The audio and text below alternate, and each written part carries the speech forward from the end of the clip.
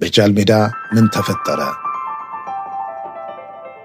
ጃልሜዳ በአዲስ አበባ 6 ኪሎ አካባቢ የሚገኝ ቦታ ሲሆን ከዋናው 6 ኪሎ የሰማዕታት አደባባይ ሐውልት በስተቀኝ ባለው መንደር 50 ሜትር አካባቢ ባለው መስቀለኛ መንገድ ወደ ፈረንሳይ ሌጋሲዮንና ወደ ምኒልክ ሆስፒታል በሚወስደው አካፋይ መንገድ መሃል የሚገኝ እጅግ ሰፊ ሜዳ ነው። ታሪካዊ ዳራውን የበለጠ ስንመለከት አጼ ምኒልክ አልጋቸውን ለልጅ ልጃቸው ልጅ ኢያሱ ማውረሳቸውን አዋጅ ያስነገሩበት ነው። አጼ ኃይለ ሥላሴ በገና በዓል ለተማሪዎች አንዳንድ ብር የሚያድሉበት፣ ጥይት የማይበሳው ወፍራም ሹራብ ብርንዶ የመሰለ ብርቱካን የሚያድሉበት ነው። በባሕረ ጥምቀቱም ተገኝተው የሚጸበሉበትም ጭምር ነው። በዘመነ ደርግ እድገት በህብረት ዘማቾች ተሰባስበው የዘመቻ ጉዞ መነሻቸውን ያደረጉበትና መመሪያ የተቀበሉበት ቦታ ጭምር ነው። በተለይ በ1969 መጨረሻ የዚያድ ባሬ የሶማሌ ወረራ ለመመከት የካራማራ ጦርነት የዘማቾች የሽኝትና የስንቅ ዝግጅት የተካሄደበት ታሪካዊ ቦታም ጭምር ነው። በዘመነ ኢህአዴግ በ2000 ዓ.ም የሚሌኒየም ዋዜማ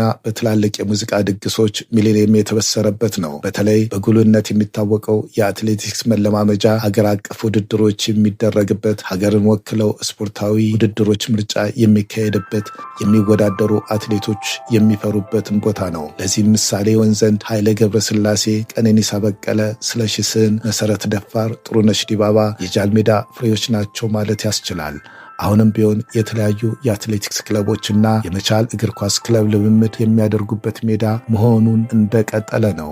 ዛሬ ግን የታዘብነውን ወደ እናንተ ልናደርስ የወደድነው ጉዳይ ስለ ጃልሜዳ ጥምቀት አከባበር በተመለከተ ነው። ይህ ሜዳ ከአጼ ምኒልክ ዘመን አስቀድሞ የጥምቀት ማክበሪያ ልዩ ቦታ መሆኑ እንደሚታወቀው ሁሉ ዛሬም በዛ መንገድ እንደቀጠለ ነው። ሜዳው ከጥምቀት በዓል በርካታ አድባራት ማለትም ግቢ ገብርኤል፣ ታንካለ ማርያም፣ መንበረ ጸባዖት ቅድስት ሥላሴ፣ መንበረ ፓትርያርክ ቅድስተ ማርያም፣ መናገሻ አራዳ ጊዮርጊስ፣ ሰባራ ባቡር ዮሐንስ፣ ደብረ ሰላም ቀጨኔ መድኃኔዓለም፣ 6 ኪሎ ቅዱስ ማርቆስ፣ 41 ፈረንሳይ ኢየሱስ፣ ፈረንሳይ ሚካኤል፣ ቤላ አቡነ ገብረ መንፈስ ቅዱስ ወዘተ ታቦታት ማረፊያና የጥምቀት በዓል ማክበሪያ ስፍራ ነው። ከዚህ ቀደም በጃልሜዳ ጥምቀት ሲከበር በቦታው በርካታ ሰዎች የሚታደሙበትና የተለያዩ ትዕይንቶች የሚከወኑበት፣ ከልጅ እስከ አዋቂው በልዩ ልዩ ውበትና ድምቀት የሚታዩበትን ቦታ ነው። የምዕመናኑ ማራኪ የጥበብ አለባበስና ዲዛይን ያለው ባህላዊ አልባሳት፣ የልጃገረዶች የተፈለቀቀ ጥጥ የመሰለ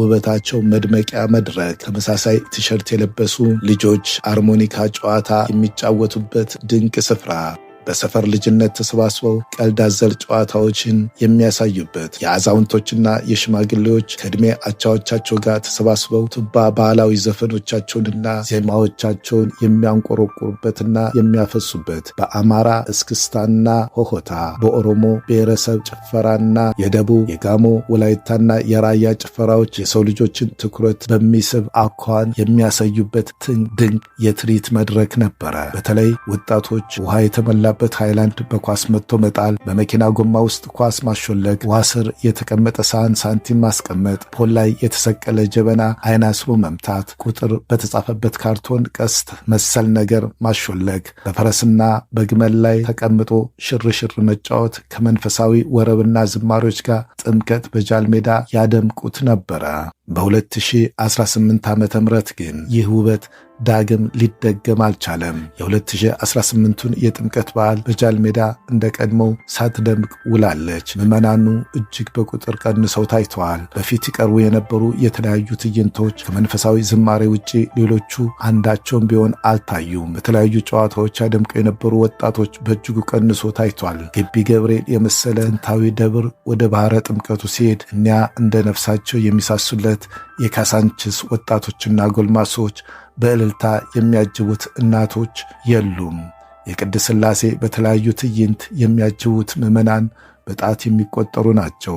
ከዚህ ቀደም ሁለቱ አድባራት ወደ ጥምቀተ ባሕሩ ሲሄዱ መንገዶች ይጠቧቸው ነበር። እልልታና ሆሆታቸው ከ4 ኪሎ እስከ ጃልሜዳ የሚያናውጥ ነበር። በዚህ ዓመት ግን ታቦታቱ እንደ ድሃ ቀብር በሁሉ ነገር ተቀዛቅዘው ታይተዋል።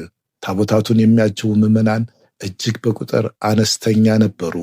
የቅድስተ ማርያም ከማኅበረ ቅዱሳን መዘምራን በቀር ሌሎቹ ምዕመናን አሉ ለማለት አያስደፍርም። ገናናውና ታላቁ መናገሻ አራዳ ጊዮርጊስ ቢሆን ታቦታቱ የሚያጅቡ ምዕመናን ቁጥር ከመቀነሱም ባሻገር በተለያዩ ትዕይንት ያደምቁ የነበሩት ወጣቶች አልታዩም። በተለይ የቀጨኔ ደብረ ሰላም ማህበረሰብ ጠንካራ የባህል ትስስር ያላቸው መሆኑ ይታወቃል። እነዚህ በጠንካራ ባህልና እሴት ትስስር የነበሩ ማህበረሰቦች ያቀርቧቸው የነበሩ ቱባ ባህላዊ ዜማዎችና ዘፈኖች በዘንድሮ ዓመት አልተደመጡም። ዕድሜ የገፉ ምዕመናን ባህላዊ ዘፈኖቻቸውና ዝማሪያቸውን ሲያንጸባርቁ ድጋሚ አልታዩም። የቤላና የፈረንሳይ በተመሳሳይ ምዕመናኑ መቀነስ የታዘብንበት አጋጣሚ ነበር። ይህ ነገር ለምን ተፈጠረ ብሎ የሚጠይቅ ቢኖር ሐሳባችንን እንደዚህ እናስቀምጥለታለን። ጥንታዊቷና ለዘመናት በማኅበራዊ ኑሮ ተሳስሮ ይኖሩባት የነበረችው ካሳንችስ መፍረስ፣ 4 ኪሎና 6 ኪሎ መንደሮች መጥፋት፣ በርካታ ጨዋታ ቀልድ አዋቂዎች መንደር የሆነችው ፒያሳ መፍረስ፣ አፍንጮ በርና የቀበና ወንዝ ልማት ጋር ተያይዞ የፈረሱ መንደሮች ጃልሜዳ ውበቷን ነጥቀው ድምቀቷን አደብዝዘው ፍቅራቸውንና እንክብካቤያቸውን ነፍጓት ጥለዋት መኮብለላቸው እንደሆነ አያጠራጥርም። ምንም እንኳን ልማት የአንድ አገር የእድገት መሰረት ቢሆንም ልማቱ ግን ባህልን፣ ትውፊትን፣ ታሪክን፣ እምነትንና ማህበራዊ ትስስርን መሰረት ካላደረገ ግቡን ሊመታ ይችላል ማለት አያስደፍርም። የዛሬ ማህበራዊ ትስስር መበጣጠስ እና ከመንፈሳዊ በዓላት መነጠልና መቀዛቀዝ ራሱን የቻለ ቀውስ ሊያስከትል ስለሚችል በቀጣይ ልማቶች እነዚህ ጉዳዮችን ታሳቢ ያደረገ ቢሆን አደራ እንላለን። መልካም ጊዜ ይሁንላችሁ።